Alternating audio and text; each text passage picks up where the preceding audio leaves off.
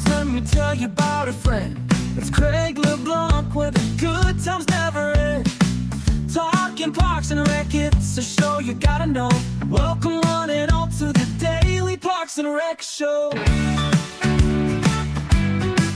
It's the Daily Parks and Rec Show. Communication's a big portion of keep everything running smoothly, and it's not just with my staff, because it's also with all the recreation staff as well. They're the ones that are running the programs, and my staff are the ones that are making sure the building is up and running order, lights are on, heat's working, rooms are clean, bathrooms are ready to go. It's a big communication, make sure everyone knows what's going on in what building that day. All right, we are live again today. This is Craig LeBlanc with the Daily Parks and Rec Show. This is the Facilities Maintenance Edition. We've been promising to get more and more people that work in the facility maintenance side of Parks and Rec. It's easily half the population of people that work in Parks and Recreation work hard to maintain these facilities. And today our special guest comes from, is it Downers Grove Park District in Illinois? Is that correct? Yes, that's correct. How are you doing today, David? Good. How are you? Fantastic, man. Loving this New Orleans weather. It's cool for a little bit here. Not nearly as chilly as what y'all are facing up there in Chicago. It's going to get even worse moving ahead there. We're looking at some negative temperatures pretty soon here. So where's it going to be for the convention? Am I going to experience negative? I don't even know if I have clothes. Well, you're going to be, that's down in Chicago, so you're going to be closer to the lake. So you're going to be even riskier. You might be in the 30s. Oh, so, my goodness. You might want to bring a hat. Yeah, I think I will. Bring some gloves. Yeah. I guess I'll leave my shorts here. Mm-hmm. All right. Well, before we get started, I did want to give a special shout out to Outdoor Link. They were our initial big sponsor for the show and really believed in us when we were almost just barely at the concept stage. They help cities and parks departments become smart cities, smart parks. Kind of like you have these smart homes where you can basically have the thing detect you getting close to your house and turn on the lights and the air conditioning and open the garage door and stuff. So imagine that same ability, but in a city, so that you can turn on all your splash pads, your baseball field lights, your water parks, your bathroom doors if you want them locked after a certain hour, and then control all that from your cell phone or an iPad or someone in the maintenance department. Because other than that, you've got to turn off the lights when grandma calls because some coach left them on a Sunday at midnight, and you're having to send men out to turn those off. So this kind of solves all those problems. But we're going to play a little promo for them. And then also after that, we're going to play something about how other vendors can get involved in helping us to create the first great media company for specifically focused to Parks and Recreation. So Jovi, if you want to go ahead and hit those, and then when we come back, we'll start our conversation with David. In today's parks and recreation industry, communication, safety, and efficiency go hand in hand. That's where Outdoor Link comes in, delivering smart technology that empowers city departments and community planners to do more, smarter. Outdoor Link's platform connects and automates everything that keeps your parks running smoothly, from lighting and locks to signage, water features, Wi-Fi, and digital advertising. Control and schedule park lights for safety and energy savings. Remotely manage facility access. Update digital displays in real time. Coordinate fountains and splash pads. Provide public connectivity. And even run community or sponsorship campaigns on digital screens, all from one simple, unified platform, giving you real-time control, data, and cost efficiency. For parks and recreation agencies, that means safer spaces, smarter resource use, faster responses, and stronger community engagement. And behind every great park story is great infrastructure. That's why Outdoor Link proudly supports DPRS Media Company, helping the Daily Parks and Rec Show amplify the voices of professionals shaping our communities every day. Outdoor Link, smart, connected solutions for parks, recreation, and beyond. Are you a vendor, brand, or service provider ready to connect with the heartbeat of local communities? At DPRS Media Co., we tell the stories shaping parks and recreation across America. Through podcasts, live streams, videos, and newsletters, we reach frontline leaders, city directors, and decision makers every single week. From youth sports and facilities to programming and policy, our audience is your audience. Sponsoring or partnering with DPRS Media Co. puts your brand in front of the professionals who build, budget, and buy for their communities. Launching a new product, growing your presence in public spaces, targeting cities, counties, or departments, DPRS is your trusted media partner. Whether you're in software, turf, aquatics, robotics, smart cities, or special events, partnering with DPRS puts your brand in the story. With commercials, interviews, social campaigns, newsletters, and live shows, we're your media team. Partner with us and grow your impact in the $200 billion parks and rec industry. DPRS Media Co. Stories that move parks and rec forward. Your audience is here. Let's meet them.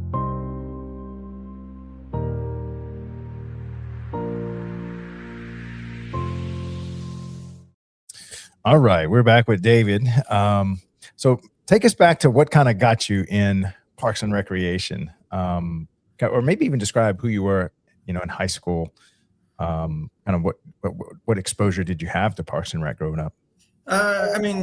So growing up, we had the local playground and park right around the block from me. So playing basketball, they had a sled hill there, slides, swings, good old gravel surface back in the day. So playing around in that, tearing up your knees and everything. That's really kind of like how it all started, playing in parks and everything. Then just growing up and going through high school, didn't spend a whole lot of time in parks and rec and everything at that time. Got out of high school and I did various other jobs over the years. I was doing a little bit of trade work in HVAC. That really wasn't, it was kind of stalling a little bit. Yeah. So one of my good friends had a relative that worked at the fitness center where I got a job at, and they were looking for seasonal help. So I applied, got hired on as a seasonal parks and facilities maintenance worker, just taking care of grounds and buildings. Did that all the way up until I hit the maximum hours. Thankfully enough, they were actually looking to hire me full time at that point. So went on full time for that park district and stayed there 15 years. Always in the parks and facilities maintenance side of things, generally as on the working side of it, and then worked my way up into foreman and then superintendent of facilities. And then an opportunity opened up at Downers Grove here. It was a larger district, more opportunities, much busier, larger town. So it seemed like a good fit. I applied and they hired me, and I've now just passed my third year here. Wow. And so this whole journey was like an 18-year journey for you. Is that right? Yes. And it's still going strong. So I love the parks and rec world. There's a lot of great people. It seems to draw a very specific type of person into parks and rec in the fields. And I've met a lot of great people along the ways in this path.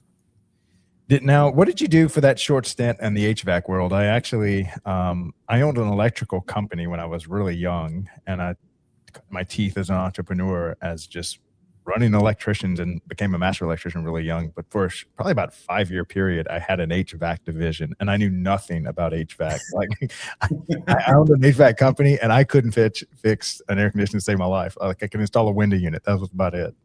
Right. It was just one of those things that kind of popped up. Happened to know someone whose family owned an HVAC business and was looking for help. I honestly didn't think it was going to really go very far. I figured I'd just go help out here and there, maybe tear some ductwork out of a remodel or something. But then it was primarily all new construction and renovations is what we were doing. So it was just, for me being the low man on the totem pole, it was pretty much just bending ductwork and running trunk lines and everything. So few service calls and everything, but at that time it just it wasn't consistent enough for me. Yeah. So that's when my buddy said they're looking for someone over at the park district, in Oak Brook Terrace. So I was like, all right, I'll give it a shot. And it was a great place to stay for many years. Learned a lot of good skills and trades through them. Since they were a much smaller district, we were very hands-on with everything. Same thing, met a lot of good people through there who came up from other areas too. We had a good other tradespeople in terms of electrical, plumbing, car mechanics and everything. So we were able to kind of work on a lot of things in-house over there. And it gave me a lot of good knowledge and experience actually renting on things and really figuring out how it all works. Yeah, I grew up in service, so we would always, something would break. By the time they called us, they had been through a couple of electricians, and then we had to kind of figure out what went wrong, who broke it. But Parks and Rec kind of is in that service side, because any kind of new construction, you kind of hire contractors that do all that stuff. But when little stuff breaks, y'all kind of see if y'all can fix it first. Is that kind of how y'all been your experience? Yes. Yeah. Usually if it's the smaller things, we try to do as much in-house as we can. At Downers, it's depending on what's going on. It's pretty hectic and busy at times. So depending on what my staff are doing, sometimes it's easier and faster just to have a contractor come in and change it out, just because it's less downtime on the rooms. It's, you know, they're a little more familiar with larger power supply, 480 power, that kind of thing. Right. Where, that we kind of leave that up to those guys, but small things, we try to handle everything in house. So what type of little stuff do y'all handle? Obviously like changing out bulbs or maybe replacing a receptacle or filters and stuff y'all can handle. Is there anything else above and beyond that y'all kind of gear up for? I mean, still more of the smaller stuff, like we'll swap out hand dryers, motion sensors, like lighting ballast we can change out if they're like just the ceiling fixtures. Right. And then, but anything really past that, we kind of leave it up to the professionals. I mean, we'll rebuild some of the toilets, the urinal parts and everything, the flush valves, air brakes, all that kind of stuff. But depending, when you're talking about pulling them off a wall and everything, sometimes we leave that up to the professionals, just because they have all the other stuff on their vans and everything. If something should go wrong, where then we're not spending time running to the store trying to track down parts that are, more commercially driven too, where Home Depot might not have it. Right. But y'all are kind of meeting them on the job, lining out the work, showing them what the problem is, pointing them in the right direction. And what are all the different trades that y'all work with? I know, because you've also got the whole irrigation skill set that, watering all the fields and plumbing and HVAC. Do y'all do any carpentry or anything like that? We do some light carpentry, but for some of the larger stuff, we do have a construction company that we will work with. Great guy that you can pretty much do pretty much anything we can think of. You can build for us. So, we'll call him in every now and then to help us out there with things. So, man, those guys are worth their weight in gold. It's just like a general handyman that can pretty much almost do every single trade to a certain extent. Maybe not like the big elaborate stuff, but those guys are. You get a hold of one of those in your city, hang on to them. Really try and keep them in your back pocket there, and try and learn everything you can from them too, because once they're gone, that knowledge goes with them, and the things they know, the little tips and tricks and shortcuts and everything to make woodworking or measuring angles and everything that much easier on yourself is priceless. Yeah. I remember trying to manage some of my master electricians. They were all like in their 50s, which I'm 50 now. I just turned 50. Congratulations. I'm like in my 30s trying to work with these guys that are so much wiser than me in their craft. But you're right. It's almost like there's not a lot of young people that get into that get that depth of knowledge. I don't know what we're going to do when those guys start dying off. It's going to be a challenging one there. And hopefully more people are looking into the trades and everything. They're popping up again, and they're good fields to get into. Yeah. I was, especially with all these data centers popping on, paying ungodly amounts of money to electricians. I watched this podcast called the All In Podcast, and there's this one guy, he's a VC capitalist, the venture capitalist. And he was saying in some of his installations, they're paying up to like $300,000 a year for an electrician, like a master electrician. Wow. And I was just blown away by that. That's insane. That's insane. It just shows the shortage of these master craftsmen out there and how they're just super hard to get a hold of. All right. So what I'd like to do is kind of, from the early days, what kind of skills did you show up on the job with as a young man? And then let's just go through year by year, the skills that you just kind of started to add on all the way till today. Sure. When I started there, I was in my early 20s. had a little bit of HVAC knowledge, which transitions a little bit into parks and facilities. Yeah. But other than that, I really didn't have much knowledge of anything in parks and maintenance in terms of that. And so, I show up the first day and they're, putting me behind a, commercial, 48-inch mower, and there's, go out and start mowing parks and everything. It's like, I have no idea how to control any of these or what what to do or how to, drive a trailer or any of that stuff. So let's pause on that one a little. So first time on the 6 foot or whatever deck, I grew up on my only job I ever had was on one of these big Gravely 0 degree turn lawnmowers for 2 summers. And then they taught me some of the maintenance, but what's some of the maintenance stuff you have to learn, like swapping out blades or anything else that did you learn along the way? Yeah. So, a good chunk of my time there was, not really facilities driven. It was more parks and fleet driven. So we would do all the oil changes, air filter changes. We would sharpen our own blades, replace belts. I changed out hub assemblies, did hydraulic flushes on the hydro mowers and all that. Wow.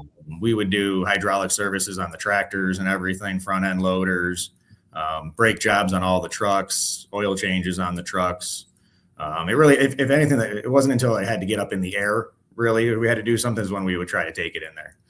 Or like the heavy duty trucks, like the F450, stuff like that, because we didn't have the lifts that could lift those size vehicles. So, or just half the tools, because you're talking much larger sockets and impacts when you're dealing with the super heavy duty vehicles. So, yeah, man, what a great education that must have been, learning how to fix all. Because when you show up, you really don't know. I mean, unless you've got like a hobby on fixing cars or something. I mean, growing up, it was, my first car was a 95 Plymouth Voyager. There we go. So me and my buddies used to wrench on our cars growing up, and, we didn't have a lot of money to take them into shop. So we bought the parts ourselves and just figured out how to fix our cars ourselves. So, but, trying to do service on a Kubota tractor, I've never worked on one of those before. So thankfully having, the mechanics that were there and show and kind of guide me and were willing to teach me, was also a big help. And I think it also helped that I was absorbing the knowledge and not just there and, because I had to be there kind of thing. Yeah. So as long as I was giving back, they were willing to give me all the knowledge that they had as well. So, yeah. The craftsmen I grew up under, they were so great about walking me through and teaching me to do like my first brake job, but then you just got a lifetime of brake jobs in front of you. And then you learn how to swap out belts, and if pretty much a lawnmower is a car with that can cut grass. Everything that breaks on a car, it breaks on a lawnmower for the most part. Yep. And then, for us too, then we transitioned into the winter months, and it was maintaining all the snow plows and snow blowers and changing the hydraulic fluids on those and replacing the plowing blades and everything and all that good stuff. And this is all just literally on the job training, or did they have any kind of school that they would maybe send you to, or? No, just on the job training. And then, that's the best. and there is our, the insurance company that we go through. They do offer a lot of trainings and everything through them personally. So I would attend a lot of those as much as possible. They have fleet vehicle maintenance, slips, trips and falls, ladder safety, aerial safety, all that kind of stuff. So I was trying to attend as many of those as possible. Yeah. So what did you learn about safety in those early days? Because when you come into this, I never even heard of the word safety until I started working commercially. And then all these insurance companies are having you check all these boxes. And what are kind of some of the safety stuff you've picked up along the way? That one's been actually a big thing to me over the years. When we started there was obviously, we had older pieces of equipment, safety, features had been disabled or removed on some of the mowers. And it's like, why are we doing this kind of thing? It's like, that's now you just made the machine unsafe to use for the most part. I'm not going to try and risk my life for a piece of grass, what I'm talking about. Right. So, but at being younger, you kind of think you're invincible for a little bit. So safety's kind of a little bit on the back burner until you have a close call. Then you really start thinking about it. And over the years, I think safety's become more prominent in Parks and Rec, and more light's been shined to it in terms of a lot of agencies and districts now have safety committees and policies and plans for all that to go forward. And I was on the safety committee at the last park district. I'm the safety coordinator at my current district. So we constantly are always reviewing policies and looking at ways to make everything safer for our staff. Yeah. So what's kind of so let's say somebody's not big into safety and just kind of getting into it. What are some kind of like the first steps you take when it comes to safety? Really making them aware of the dangers that cutting corners can take. And it's not always about, because we also do a lot of, like, we work in a lot of groups and everything here. So if you cutting corners in one aspect might not harm you, but it might harm the person you're working with. Yeah. So safety isn't just about you. It's not a policy of a work or anything. It has to be more of a lifestyle, I think, where you have to want to be safe when you're working and think of all the steps you're going through when you're taking these measures and not cut corners. Yeah. And I've gone to a lot of, every year they host a good seminar in Tinley Park for us. It's the Risk Management Institute Day, and they always have some great speakers and keynote speakers and everything, and it's usually all safety driven. Right. So when you hear a lot of these stories about how cutting corners, either ended someone's life, ended a parent's life, or left them scarred, over all their body for the rest of their life, how it changes your whole life. Are you really ready to accept that by cutting this one little corner? Is this not turning off the breaker or not going to get the proper size ladder? Is it really worth your life? Yeah. Or someone else's life? Yeah. All right. So let's do a little, let's build out a little safety protocol for something that everyone does in Parks and Rec. We'll just say you're in a truck, you're hooking up a trailer, you're loading a lawnmower blower and a weed eater. What's the checklist you go through before you get in the car and get on the interstate, get in the truck and get on the interstate? So we have our daily ride checklist that all of our park staff will do before they get into a vehicle. So they have to do a 360 walk around of the vehicle to check for, all the tires, windows, lights, all that. And then we do, all of our vehicles are equipped with like backup cameras or backup alarms. So they check to make sure those are all functioning. We are actually working on instituting a vehicle backing policy for the district. So it basically determines that if you are going to be backing up a truck to a trailer and everything, you have to have a spotter with you, helping you, guiding you. Oh, nice. So that takes a lot of and the cameras do help, but having somebody with you takes a lot of the guesswork out of it. Yeah. So they will, get the trailer hooked up to the truck, cinch down all their connections, make sure all the lights and everything work on the wiring harness, get all the equipment loaded up, do a final road check, and then take on off. Yeah. I remember one time, I forget what kind of hitch it was. It was like a 2.5-inch ball. And it was one of these that kind of comes underneath the ball and latches down. And I had this one experience one time in my life. I never made this mistake twice, but it just sat on top of the ball. It didn't actually clamp onto it. And then it hopped off when I was going down the road when I hit a bump. And I was on the chains at that point. And this thing was whipping back and forth. And it was just one little simple thing that if you don't check that hitch is fully onto the ball and then latched on there, I could have sent a trailer running down the road at 50 miles an hour by itself. No, it's and just those little things like, once you drop the trailer on, give it a good, lift up and tug on it to make sure it did latch all the way down. Because you never know some of those latches. I mean, we had one kind of similar to yours where we were driving a piece of equipment to drop off to get work done. And on our way back, it was an empty trailer, but just hit a bump in the road and the hitch itself broke. It was all completely secured, but the spring clamp on the inside just completely gave out. So saying you hit another bump, then we're sitting on chains and the trailer's just swinging everywhere. So, I mean, thankfully we had enough tow straps and everything that we could cinch it back down and make it secure and lock it back down. We were pretty close, thank God, back to the garage too, so we didn't have far to go. Yeah. But, you just never know. Yeah. So then at that point we, went through and replaced all the parts that we and got much better upgraded parts too, because it was an older style connection type and everything. So we wanted to get the newer, better kind. Yeah. Another mistake I made was I put the load to where there was up pressure instead of having like 500 pounds of tongue weight or something. And it was just pulling the truck hard. Had to learn that lesson. Got to load it to where there's pressure down on the ball, not pulling up. Right. Yeah. All right. So So safety. So then what's your next skill that you kind of added along the way after you kind of maybe got a few more years into it? So yeah, there was safety. Fleet was another big one, working on all the vehicles. Electrical wasn't it? I was lucky to have someone there who had a great knowledge of electrical background.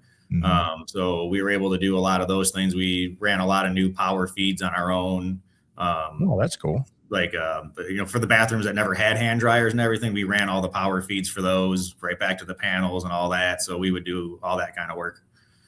So you learned how to bend pipe, run wire, breakers. Bending pipe is it's a tricky one at times, especially Yeah. when you're talking about offsets and all that, and then because you got to slide it in then -5, I think it is, or whatever it is, to try and Yeah. get the bend properly. So I couldn't quite perfect it. I know that's a skill that takes a lot of time to Yeah. perfect. But I was great at fitting in tiny holes and pulling wire. So That's it. That's it. I think by the end of mine, I probably wore a tool pouch for about a decade, but I got to where I could bend a 1/2 inch pipe just blindfolded. You just get so accustomed to it. But if you you've just never never, been and that's how before, he could do it. The guy I was working with, and it's amazing watching them. The skill they have, just being able to look at a straight 10-foot piece of pipe and know exactly where to bend it, and then they put it on the wall, and it's like, wow, that it just fit it's perfectly. perfect. Like, I used to burn through some pipe when I was learning. mhm. But yeah, those are some great skills. Now, did y'all ever dig into like plumbing, HVAC, any of those kind of skills that y'all picked up? We did a little HVAC. Mostly everything in there was very commercial driven with RTUs and big, massive, water cooled chillers and Oh everything. yeah, So, yeah, that's another level. what my HVAC was mainly all residential based. So it transitioned a little bit into like, they all kind of function the same in premise of heating and cooling, but there are a lot of differences in it. So, but again, thankfully with being there, we had a couple of good heating HVAC companies that I worked with, older techs and everything, and I would just kind of pick their brains when I was on service calls with them. When I'd go to get them in the building or whatever, and I'd be like, well, why did it go out this way or whatever, and they would kind of explain things, and then you got to learn how boilers and big RTUs and furnaces and everything kind of function and what their problematic areas are. Yeah, Plumbing's not my favorite of trades, I will say. mine Everything- either. That was Everything is so touchy and finicky, and with all the brass, and it's so soft metals, and Mhm. you go a quarter turn too tight, and everything's leaking and broken again, and it's not my favorite. Yeah. I felt like I had a lot more in common with my HVAC people, even like the carpenters and stuff. But the plumbers, I got no idea what I'm doing here. I would always be lost there. Yeah, it's a very interesting one there. I mean, here I've worked with a couple really good ones because we opened up a splash pad the other year. So Yeah. going through all the plumbing and techniques and everything and shutoffs and how they have to run everything per codes and everything. Yeah, I'm sure it's different everywhere in the States, but around us, it gets pretty complex. Yeah. Yeah, the splash pads are essentially it's like a swimming pool, even though it's not a swimming pool. You've got all the chemicals. And so did you ever pick up any knowledge around the chemicals and how to run all those and how to run a swimming pool and stuff? Yes, yeah. So back at my last district, we had a splash pad there, so got to learn some knowledge there. Here at Downers, when they built one, now everyone has to be CPO certified for splash pads. So I went to go get my certification for that. So learned a lot about pools and hot tubs and spas and everything there. And then transitioning into the splash pad, because a lot of our stuff is all automated on the splash pad. We got automated chemical feeders, automatic acid feeders, the sand filters. It all runs on timers and programs. We use the Vortex controllers for all the features that do an amazing job controlling everything. But, when you get relays or sensors or diaphragms that clog and features or stuff, you got to kind of figure out how to get them back up and working. Yeah. Yeah. And then back then we didn't have YouTube where you could literally just type in the part and figure it out. And it had some guy that's a master on YouTube and he's got a channel and he can just walk you through it. There was none of that. No. And you're just trying to call the salesman or whoever you could try and find and pick their brain if you could. And if you're lucky, if they answered. I remember looking on nameplates at the manufacturer and then calling the engineering department and having the engineer walk me through what he thought the problem was. That was the only way we got a hold of information back then. How about like saws and tree stuff? I know a lot of cities are in charge of all the tree canopies and tree inventories from planting to pruning to watering. Did you ever get into any of that? We did some forestry over there, depending on the size of the tree and everything. Here at Downers, we have our own forestry division. So they do a lot more. And the guy that is in charge of that department is a super nice guy, very knowledgeable on trees and chippers and all that, and the safety aspects of everything. Super nice guy. So yeah, we did about 6 episodes last year with master arborists and tree surgeons, and I was just floored by the amount of wisdom in their head. You just think, oh, you just plant a tree and cut it every now and then. It's so much more than, because I would that goes into that. Yeah. It's crazy. We even toyed with making a weekly show just dedicated to the master arborist and the guys that manage all these tree inventories, because man, that's just I hope everybody's getting an appreciation for the vast amount of knowledge and different trades that are involved in maintaining a park system. It's insane. There's a lot that goes into it, and it takes a giant, manpower to do everything and to make it all work. But it's a great system to be in.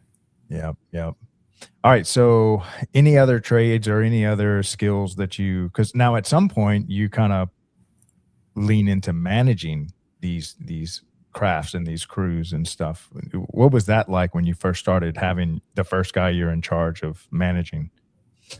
That was actually, so how it all kind of worked out. Some of the staff had already been there, where I was working side by side with them all those years, and I just happened to move up into management. So that really wasn't an issue, because we had worked for years together, and they didn't really see it as anything really changing with me. Mm-hmm. So that was great. But when I was hiring my own staff, it was nice being able to kind of set it up how, we wanted to run it. Having things go, again, with safety in the first aspect of it, and then proper training and all that. So it was interesting getting into the management side of things, but I'm glad I did it. Yeah. Okay, so I can't believe we've already been doing this for 31 minutes. Let's go ahead and promote 2 of the shows that we have coming on. We've helped launch the Athletes Commute with the help of Jordan Ziff. She was a very gifted professional female soccer player that played at the highest level with the country of Brazil, who takes soccer to a whole nother level. And she had the cool concept of, wouldn't it be cool if you could have your favorite professional athlete and give them a ride to the game and talk to them about the preparation and what the jitters in their stomach and how they get past all that. So she started this thing called the Athletes Commute, and we helped produce that. That's one of the 9 shows that we helped produce with the Daily Parks and Rec show. So we'll play a little promo for that. And then of course we have our Young Professionals Network, and these are young people that are getting into Parks and Rec within the first few years.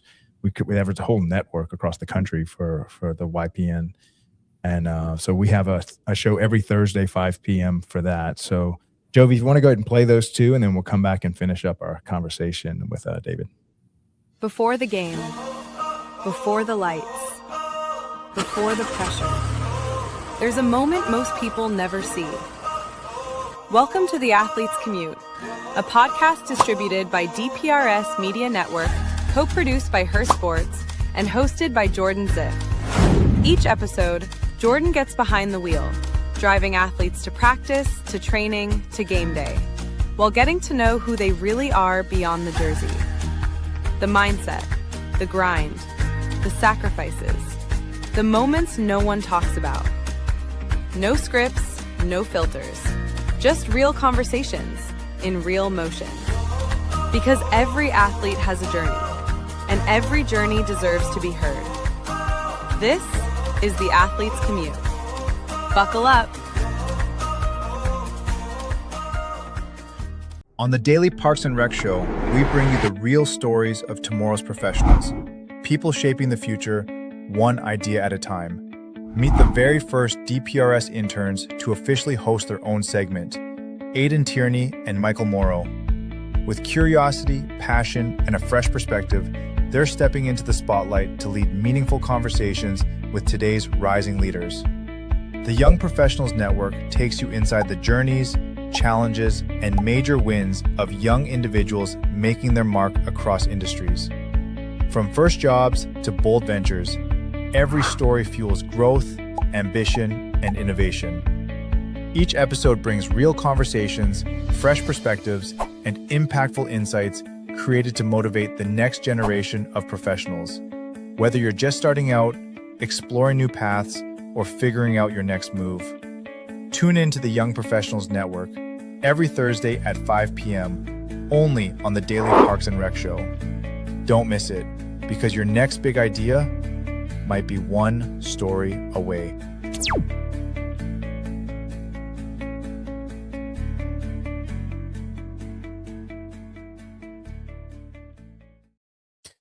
All right, so let's talk a little bit more about managing facility maintenance crews. What's some lessons you learned the absolute wrong way to manage craftsmen, and then we can maybe talk about the right way to do it. Let's see. I think when you're talking about dealing with different trades and you're calling in contractors, I think one of the biggest problems is if I call them and try telling them I already know what the problem is. Mm-hmm. That they should just fix it that way instead of just letting them diagnose it and figure out what it really is. I called them in for a reason. Let them do the job they're here to do, and don't have me tell them how to do the job. Yeah, that was a big one. The trades, especially. I mean, they're a very tough or a very interesting cut of breed. The tradespeople, some of them, especially some of the older ones. So you got to learn to kind of stay in your lane with them. Yeah, I remember in my younger days, I used to get right into trying to solve the problem and fix the problem. And then I learned that if you spend maybe 30 minutes kind of interviewing everyone around the problem, what happened? Did anybody drill into a wall recently? And I could get to the problem so much quicker if I would just talk to the people and try to find out what they were doing when it happened and kind of get to it. That always served me well. That's some of the biggest thing with some of the diagnosis of things is just asking the questions is, right. You pretty much eliminate certain things right off the bat there. I know we just had one the other day with a door operator on one of our buildings. It was working on one half, but not the other half. So it's like, well, the operator's fine. Then it's just now we need to look at the transmitters and receivers. That's a much smaller portion to look at, and it's easier to fix too. Yeah. So, but when they just say, oh, the door's not working, it's like, okay, well, that's why a couple follow-up questions really takes out a lot of the guesswork. Yeah. And it always blew me away how these old timers would come in and just ask a few questions and then walk straight to the problem and then fix it after I've been beating my head against it for hours. Now you said that there's is there any type of management school that they would send you to just so that you kind of learn how to run crews a little bit better? I believe there's a few out there. I've started looking into more facility maintenance management programs. So it's something I'm probably going to look into down the road here. Yeah. Now let's talk a little bit more about project management. That seems to be a big chunk of what you do as a superintendent or as a facility manager. Is you got a project and you've got to kind of manage it start to finish, find the contractors, and there's literally a whole certification for project management. Is that something you ever dove into? Not me. No, I haven't gone into that one. I know. So here too, we also have a director of parks and planning who does a lot of the large scale projects. He'll do all the planning for that one. So, now, do y'all ever have any small scale project management that you're bringing in a contractor, and so it's not something that goes up to engineering or nothing, but it's just a work order that comes through that just involves more than just your staff? Yeah, but I do that. I mean, that's pretty much the day-to-day stuff that I handle, all that. And then I do good sized projects. I mean, I've handled projects replacing flooring, ripping out, redoing bathrooms, all that stuff. So, and usually I'll work with the director on that too. And he'll help out with that. But when it comes to the actual project itself, I find all the contractors, schedule them up, meet them on site, get them all set up and make sure the job's going how it should be. Yeah. Now, I know there's constant changes. Is it ADA compliant? We have the disability, all the ramps and stuff. And a lot of times these parks are 100 years old and that stuff didn't exist. And now you all have these new rules that you've got to try to update this huge park system. Let's talk more about how, what are the things that you do to try to make things, am I saying it right? ADA or ADA? Yes. Yep. Mhm. ADA compliant? ADA compliance. Yeah. Yeah. So I know that falls under the director of planning. He handles the ADA compliances. So every year he has a certain budget set aside for bringing certain areas up to ADA compliances. So then I'll usually sit down with him and we'll go through certain areas, and it all depends on which, where we're talking about. It changes year to year. Sometimes, a big chunk of sidewalk might cave down or heave up from the winter or something. And now it's no longer ADA compliant, but it's a heavily used sidewalk. So maybe we transition and shift and get that one done now instead of what we were originally planning on. Yeah. So every year we try to do so much in ADA compliance. Yeah. I know this year we went around, right at the end of 25, we went around and started. We do a lot of questionnaires and everything to the residents and everything every now and then, and a couple of the big ones were adding ADA door operators on a couple of our facilities that we weren't required to by code, but a big demand that that the residents were looking for, and it does help. So it's like, okay, let's look at that. And we were able to add a handful of auto operator doors in a couple of our busier facilities to make it easier for these some of these people to get in and out. Yeah. Now, the one that comes to mind, the biggest example is like a wheelchair ramp. But what are some of the other ones that we don't really think about to make a facility ADA compliant? I mean, if it's, elevators are a big one. If it's multiple stories, if you're trying to renovate or retrofit anything, if it's new construction, that's all going to be considered on. But I know, like, even for us, a couple of our historic homes we have that never had, elevators or anything. It's a residential house, but we had to add chair lifts or or some sort of electric, scissor type lift. So it could be ADA compliant to get them in there. Yeah. Now, do y'all have any, or again, is that the engineering department, or is there any certification that they offer y'all to look for that stuff? I haven't seen any of that. Probably be more in like planning and everything. Yeah. And its playgrounds have just gone nuts. I remember back in the day, compliance was the furthest thing from your imagination when it came to playgrounds. And now it's just amazing what they have. What are the kind of evolution of playgrounds that you've seen over the years? Oh, I mean, from the play surfaces to the play features, what they're including now, and how they have to incorporate people with disabilities to be able to have the same experience on playgrounds that everyone else can have. And again, just even the surfaces they've come out with the pour and play, the synthetic turf. The biggest problem we always used to face is like with the engineered wood fiber, the blown in wood mulch. They'd say it's ADA compliant, but then as soon as someone drags their foot or takes a handful of it and throws it, then you're technically out of ADA compliance to a part of it. So it was always a headache trying to keep those level and safe. And I never, if you're still talking about rolling across, wood chips. So, going into pour and play surfaces or synthetic turf and making it easier for them, for wheelchair access to get in there is huge. Yeah. Now, the next thing I want to cover is kind of the new world of today. Back then, everything was kind of on paper, and now we've all got these computers in our hands. Do y'all use any kind of software to kind of manage jobs and take pictures and show maybe safety hazards or stuff like that? Yeah. We have a good, it's called Productive Parks. Y'all use that? Yep. Yeah. That's one of our sponsors. I'm glad to hear that. Yeah. We use them back at my last district too. That's a great way for our maintenance staff, especially with as many parks and facilities as we have, for people to submit work orders, take pictures of what's broken or damaged. I know a couple of the nice things are too, is we also have like a hotline number for residents to reach out to. Yeah. So they can let us know too if there's a piece of damaged playground equipment at one of the parks, over a weekend or a weeknight when we're not on, we're not here. So yeah. A lot of different ways that we can, find things that are broken. Yeah. And then we have some building automation systems we use for heating and air conditioning. Some lighting controls we use for some out in the parks and everything. I don't know. We also use Rain Outline. I don't know if that's something you've. No. Tell us more about that. It's more for out in the parks. Oh, sorry about that.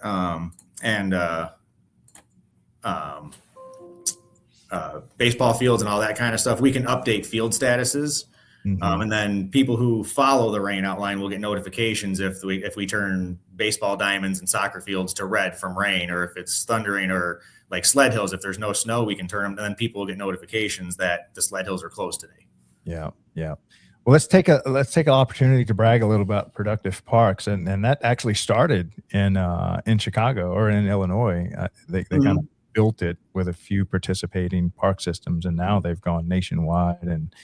And so, how do y'all use Productive Parks? What do y'all do day to day? How do y'all interact with it? So we use it for tracking all our facility inspections, vehicle inspections. That's how all the work orders get submitted for all the parks and facilities. So, like even if someone at our, nature center, they'll submit a work order for, to come change a light bulb, or, certain items need to be brought back offsite storage. And then same thing when the parks guys are out doing parks inspections, that's what they use. They track it all through Productive, and then they can take and upload pictures of any damaged playground parts. And I know there's a lot more. I don't know if we track like fuel usage and anything, but there's a lot of stuff you can do with Productive.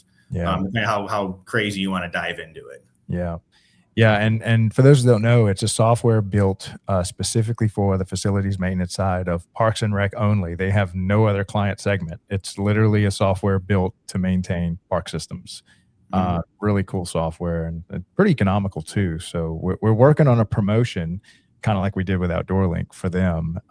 They're, again, one of our earlier sponsors of the show. So if you need help connecting with them, please reach out to me on LinkedIn. I can get you in touch with the right person. It's been a great system. We've been happy with it. Are there any other softwares that y'all use, or how do y'all use your iPhones now? How's that kind of changed over the years? We use Microsoft for pretty much for everything. We have Outlook, or Outlook 365. So I have that on my phone. I have Word, Excel, so I can pull up all the spreadsheets, daily schedules, anything. I have the Productive Parks on my phone as well too. So anything that comes through there, I can check off work orders and see it on there. Like rain out is on my phone too, so I can make updates on rain outline on my phone if I have to. So pretty much everything is mobile. It has a mobile-based version of it now for the most part. Yeah. So, we even have a couple properties where we have smart door locks on it, where it tells me every time the door gets unlocked and locked. So I know when someone goes in and out of it. Oh, nice. Yeah. All right, so let's talk a little bit about communication. How do you communicate with your team? Do you have like a morning huddle? How do you kind of close out the day? How do you communicate through it? And then how important is communication just to run what you do? Communication is a big portion of keep everything running smoothly. And it's not just with my staff, because it's also with all the recreation staff as well.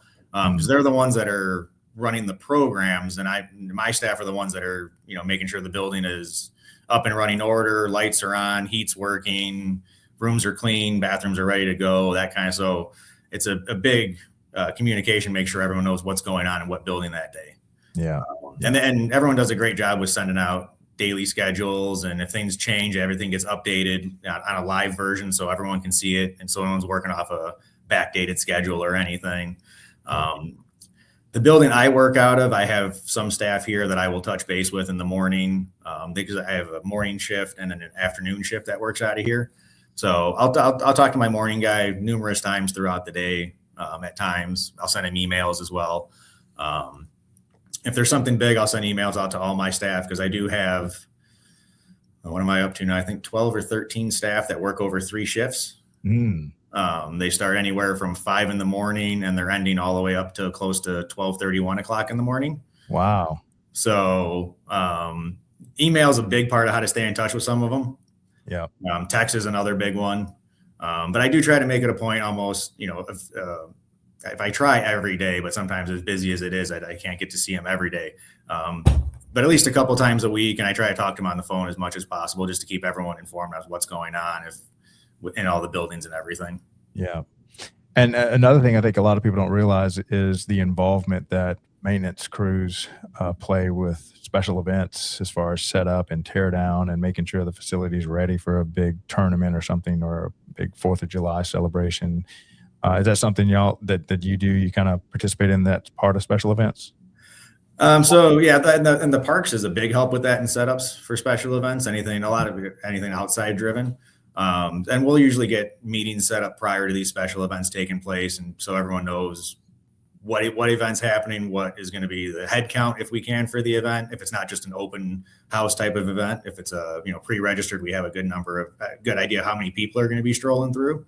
Yeah. So we kind of know what to prepare for in that. So yeah, because it's the worst thing is to have a big special event and no parking, no porta potties, no no trash cans. It can be a disaster. The special event can be great, but it feels like a disaster because the maintenance crews weren't informed of how many people were going to show up. Mm-hmm, mm-hmm. I will say here, especially, everyone does a really great job with keeping parks, facilities, rec, everyone informed as to what the setup needs are and to get everyone on the same page. So it's nice to have that here, that kind of structure. Yeah. Now, what keeps your guys working till 12 midnight, 1 o'clock in the morning? What are some of the things that they're doing at those late hours?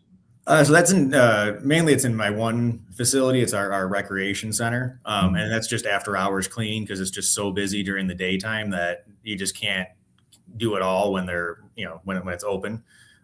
So right after the facility closes, I'll have a crew of guys come in and they'll go through the fitness center, the locker rooms, the shower rooms, the gym, the track, and just clean everything. Yeah. Yeah, and that's a huge part. I remember when I was studying business about why McDonald's is one of the best places or one of the best companies, and they attribute a lot of their success to having the cleanest bathrooms. And they literally clean the bathrooms every 5 minutes. And you can run a great tournament and you'll get complaints about the bathrooms just being dirty. Mm-hmm. Yep, 100%. Is there anything else, just while we're on the topic of cleaning, what are some things that you consider about, finishing up after a tournament or anything like that you have to kind of, be on the ball when it comes to cleaning the facility? So usually after a special event, we're always trying to think what's going to happen in that space after the event, the following day or later on in the day, whatever it is. And also the crew that's going to be in after that. We always try not to leave a huge mess for the maintenance crew that's coming in after or the following morning. So we always try to pull all the trash, clean up all the floors, if there's any, whatever it may be from the event, confetti, paper, gum spills, whatever it is, we try to clean up as much as we can to leave it in the best shape for the maintenance crews. And that way, then it's ready for the next event or whatever is coming in right after it. Because that's the same, the event could have been great, but if someone else is coming in right behind that event and the room is destroyed, they're not going to have a good experience. Yeah. Yeah. Definitely. Cleanliness is a big part of just park systems, is just keeping them clean and presentable to your community that's using. And there's a lot of, park use, the vast amount of use that happens, and there's no event going on. There's just random people walking the park and stuff. And so it has to be ready for them as well. Oh yeah. Yeah. And I'll say, even for, as cold and snowy as we've been recently here, I mean, we plow a lot of the walking paths and everything around these parks because people in the apartments or just they still are out walking. They're taking their dogs out or whatever it is, or just walking, getting exercise. So, making sure it's all pretty safe and accessible for just your daily people want to get out and have exercise. Yeah. Yeah. All right. So we've got so much stuff coming towards us, maintenance in general, through this new robotics wave that's coming in. I think one that hit really big, not just like what Outdoor Link does, which is more controls, but we've got these fully autonomous robots. One that hit big was like the sprayers, the one that spray, like paint the lines and stuff. Did you ever use any of those? We did acquire one this past year in the park side of things. They did get an automated paint sprayer for lining fields. Which one did y'all go with? Tiny Robots or with Turf Tank? Or I think of the two big ones that I've heard of. I think it was Turf Tank is, I believe, the one they went with. Yeah, those are both really good companies. If you haven't had a chance to use those, how have those kind of helped y'all out? Or maybe describe what you did before those and then describe what they do now and the difference between the two. Sure. So, I mean, I'll go back to the other district when we were lining fields and everything, because here at Downers, I haven't lined any. I don't do any field lining or prep or anything on the facility side. That's all on the parks side of things to do that. But I know it took a lot of time, especially the beginning of the year when you had to draw out new grids and everything for all these fields. It can take a decent amount of time to do it. And I know they've cut down some of their time with the robot, and it's, it's super convenient for them. They program all the grids into the tablet or whatever. They take the robot out there and just let it go do its thing. Yeah. And even on as uneven as some of the turf and everything is, those lines just still come out dead straight. Yeah. It's crazy what them robots can do. Mm-hmm, mm-hmm. And they usually don't show up sick and complain too much. Yep. They just get the job done. That's true. Just keep giving them paint. Yeah, that's it. Now, have y'all started toying with the robotic lawnmowers or any of the quadcopters or anything else? We had a company come out, I think it was 2 years ago, to demo some autonomous lawnmowers. But it was still very early stages, prototype type stuff, and the pricing and everything wasn't great yet on it. So we didn't venture into that. I don't know if that's something they're going to look back into down the road. Oh yeah, it's definitely coming. I remember when I first started digging into that, I was always just a hobbyist when it came to robotics and stuff. And it's going to go the way of like the $10,000 flat screen TV, and now you can buy that same thing for like $300 at Walmart. Mm-hmm.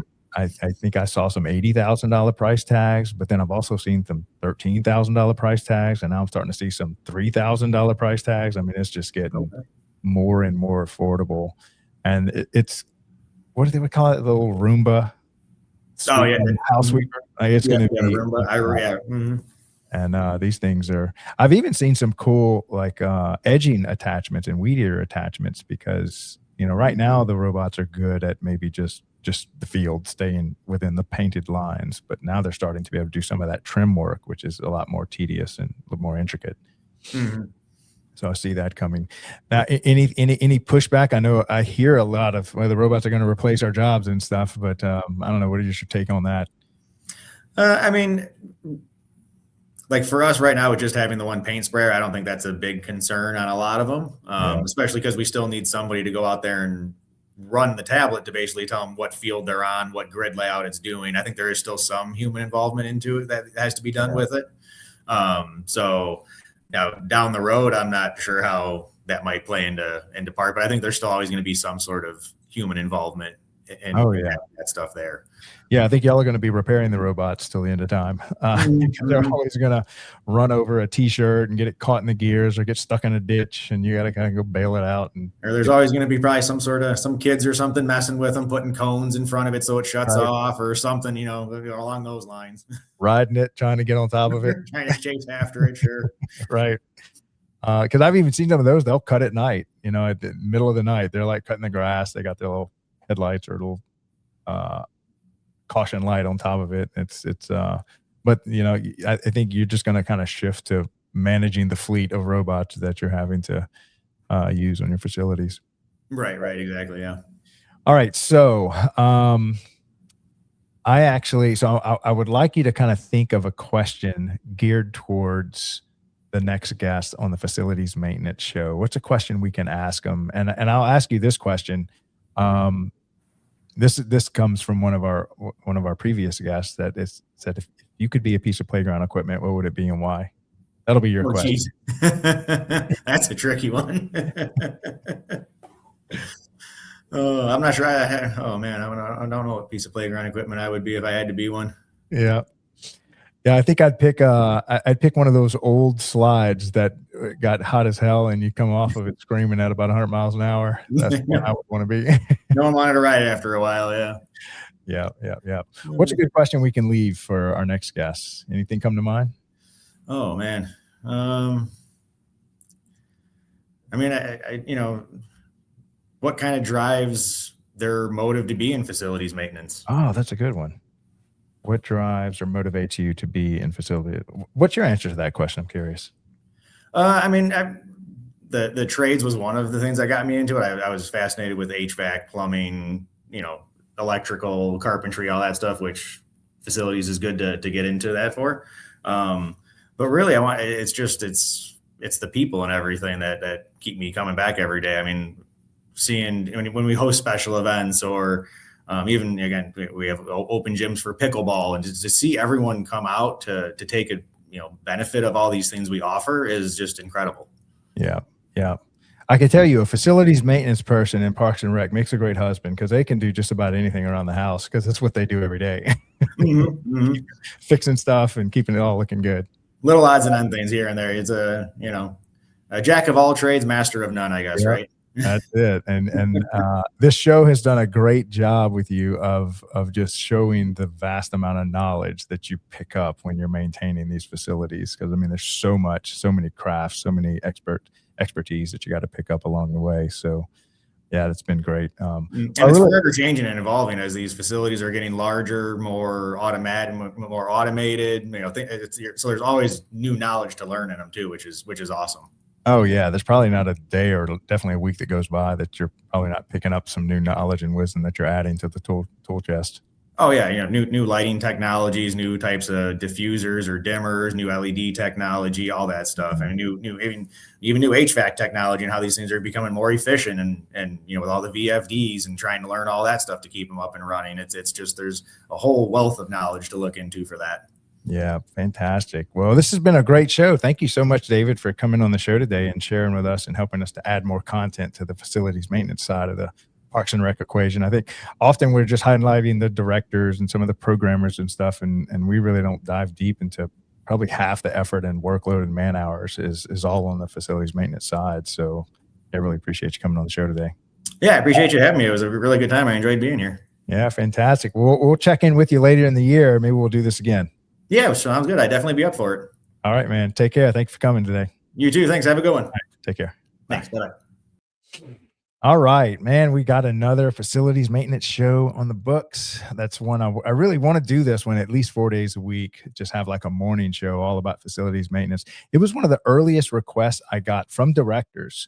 They would say, Craig, if you can make any kind of content for the facilities maintenance side of Parks and Rec, those guys don't get enough love. They definitely don't get enough exposure to what they do and the how difficult and all the trades that are involved with maintaining facilities. I mean, it's a list of things that on day one you're just starting out cutting grass, but by 18 and 20 years later, you've picked up probably about 15 different trades. And like David said, sometimes you're a jack of all trades, master of none. But here they go, maintaining these facilities, keeping them looking great, and helping to manage all these special events, and the list just goes on and on. So, really talented group of men and women that are keeping our park systems clean. So, shout out to everyone out there. Just want to give a big thank you to everyone that's maintaining our park systems across America. Y'all are doing a great job. Keep it up, and there's definitely a lot of appreciation.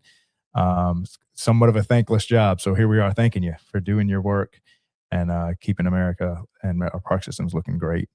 All right. So that's all I have for y'all today. Excuse me, not today. I've got the leadership series coming up in just a few minutes. So stay tuned to the leadership series starting here in about 22 minutes. And we have a great little guest for y'all. And we'll see y'all here. Oh, and I did want to thank everybody. We just blew past the 400th episode in a little over 12 months, creating content for the Parks and Rec community. So one of our very talented video editors, Chris, is working on a big thank you to the whole Parks and Rec industry about getting us here and giving us a lot of love and support and coming onto the show and sharing everything Parks and Rec and your life and your story. And couldn't have done it without y'all. This really is a media company we're trying to build for the Parks and Rec industry. And hopefully we're doing a great job. And if there's anything we can do better or any topic y'all would like to see us cover, hit me up on LinkedIn, make some suggestions. And if you have someone in facilities maintenance or a director or somebody that's doing a great job in special events and you think they would be a good guest on the show, maybe you saw them speak at your local state conference and you can just reach out to me and say, Craig, you got to get this guy to speak about what he's doing in Parks and Recreation. It's really unique. He's really, at the cutting edge of it. Help introduce me to them, and we'll definitely get them on the show and share with the whole country. That way, if they have a lot of wisdom that they're laying out just in the state of Illinois, we can share that with the whole country and not keep that all, in one pocket. Because there's a lot of information, a lot of wisdom that we'd love to share and get out to the rest of the Parks and Rec community. All right, so that's all I have for this episode. We'll see y'all here in a little bit. Jovi, if you want to go hit the last 3 little promos, and we'll see y'all here in a bit. They say it's just rec. Just rec, where kids learn to try again. Just rec, where confidence begins. Where teamwork, effort, and fun matter more than trophies. It's not about perfection. It's about participation. It's not just rec. It's where kids learn to love the game and themselves. It's just rec until they learn teamwork for life. It's just rec, but it's everything to them.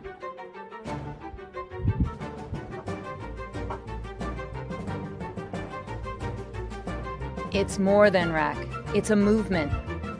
It's just rec until you realize it's shaping the next generation. Together, we're not just running programs, we're building a culture of confidence, connection, and community. Join us.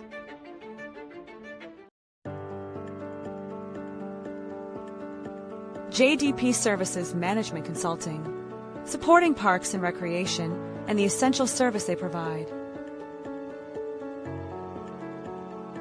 Communities benefit greatly from having dedicated advocates who champion the value of play in open spaces. Such advocacy ensures that recreational areas are prioritized and managed in ways that enhance the overall quality of life for everyone. We are dedicated to fortifying public park and recreation agencies and other related organizations by taking a practical, engaged approach to consulting and training, addressing immediate needs while equipping clients with lasting insight and tools to strengthen their organizations for long-term success. JDP Services, Management Consulting, meeting needs and exceeding expectations. Welcome to DPRS Media Co., the first media company built for the people behind the Parks and Rec community. We don't just cover on Parks and Rec, we elevate it, we amplify it, we honor it. At the heart of everything we do is one mission: to serve the public servants, the professionals who design, maintain, and lead the parks that shape our communities. Under the daily Parks and Rec show, we produce 6 powerful platforms. Leadership in Parks and Rec, a spotlight on directors, superintendents, and visionaries shaping the future of public spaces. Facility maintenance, where the boots hit the ground, a deep dive into the systems, crews, and craftsmanship that keep our parks clean, safe, and beautiful. Young Professionals Network, shining a light on the next generation of Parks and Rec.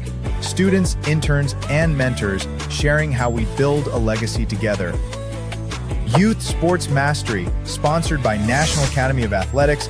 This series is for coaches, parents, and rec leaders working to make youth sports fun, fair, and meaningful again. The Rec Room, hosted by the passionate leaders of Henry County Parks and Rec. This show brings frontline energy and real-life stories from the field. And the weekly Parks and Rec Post, our official newsletter delivering stories, insights, and community wins every week. We are DPRS Media Co., LLC, a media company with a mission to uplift the professionals who serve every community, every park, every day.